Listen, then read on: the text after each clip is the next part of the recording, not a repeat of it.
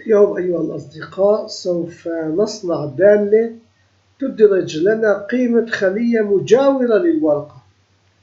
لنفترض أنه لدينا ورقة عمل. هذه الورقة العمل لها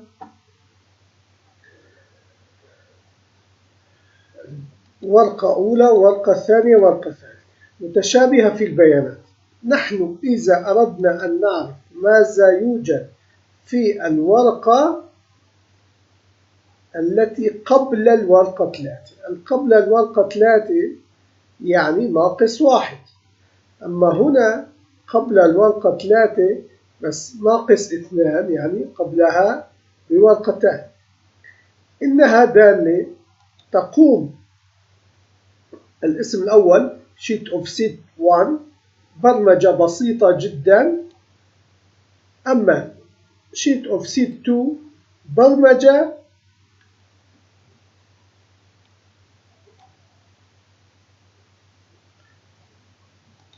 بعدة أسطر. لاحظ يوجد فرق بين الأولى والثانية.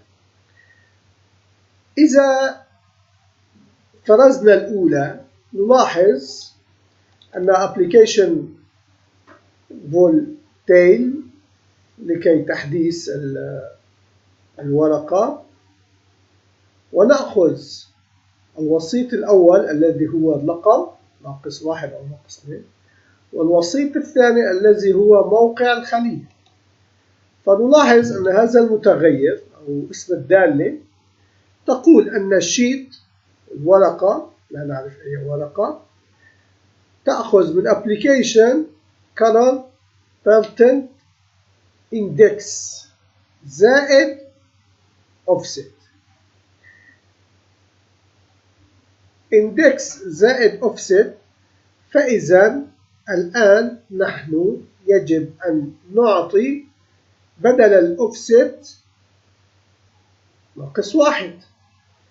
إندكس ناقص 1 تدل أن الورقة التي هي قبل الورقة الحالية. الدوت تعطي مجال لنعرف ما هو عنوان الذي سوف ندرجه، فإذا يقال أن REF هي التي تحدد A4. فإذا نحن تعرفنا من هذه الأسطر على أن المكان هو الورقة السابقة بالناقص 1، إنها الورقة السابقة، وهذه البرمجة تدل على عنوان الموجود. الرينج ما هو الأدرس الخاص بالرينج هي REF التي هي AR، وبذلك يتم استدراج رقم 33 الذي هو هنا. هذه هي AR. أما الدالة الثانية التي هي sheet of set 2 تقول أن الوسيط الأول ناقص 2 والوسيط الثاني A4، بما معناه أننا ناقص 2 أي قبل ورقته، هذه هي AR. لنستدرج خطوات الدالة الأولى ونقول أنها مباشرة تعطينا الناتج. أما خطوات الدالة الثانية التي هي مشابهة بالنتيجة لكن لا تستخدم نفس الميزات، لذلك أخذت عدة وسطاء. لنأخذها خطوة خطوة. نلاحظ أنها أيضا application voltail، ويوجد وسيط الذي نحن نعرف من خلاله بأي ورقة نحن، ويوجد وسيط المصفوفة، ونعطي لهذا الوسيط الآخر قيمة 0. وتبدأ الحلقة تقول إذا أنا موجود في العدد فإذا سوف يتم البحث في كل أوراق العمل. نقوم بعملية البحث إلى أن نصل للنتيجة.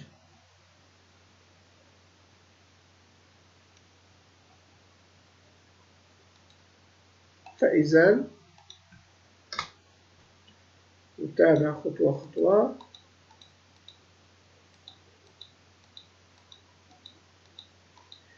نلاحظ أن الحلقة أصبحت بالورقة الثانية. الورقة الثالثة أصبح لديها كل إمكانيات الأوراق. الآن سوف يتم عن طريق هذه الخاصية Application Coloring Patent Name. نحن استخدمنا قبل قليل Application Coloring Patent. أما Patent Name هي اسم الورقة. وأيضا يتم عملية الحلقة على أساس ما تم استنتاجه في الحلقة السابقة. ونقوم بالتأكد إلى أن نحصل على Colory Sheet. Colory Sheet هي التي سوف تعطي لنا Colory Index. هي التي عرفت الآي ومكانها. فإذا Colory Index هي رقم 3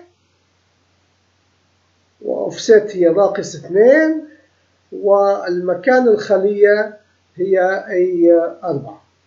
وبذلك حصلنا على النتيجة التي هي 3. طبعا هذه تجربة تكون لأنها دالة تتحسس مع كل علاقة رياضية. نحن هنا الخانة Sheet Offset 2 تتبرمج في هذه الأسطر، أما Sheet Offset 1 تتبرمج بهذا السطر. من البرامج المفيدة لكنها خاصة جدا، لأننا نستطيع أن نعوض عنها بعلاقة المساواة بين ورقة وورقة. لكن هنا يوجد خصوصية خاصة أننا نريد الورقة التي قبل هذه الورقة، لذلك نستخدم Variant أو Coloring Variant Index. شكرا لمتابعتكم. أرجو أن يكون الشرح كافيا ووافيا. نلتقي غدا إن شاء الله.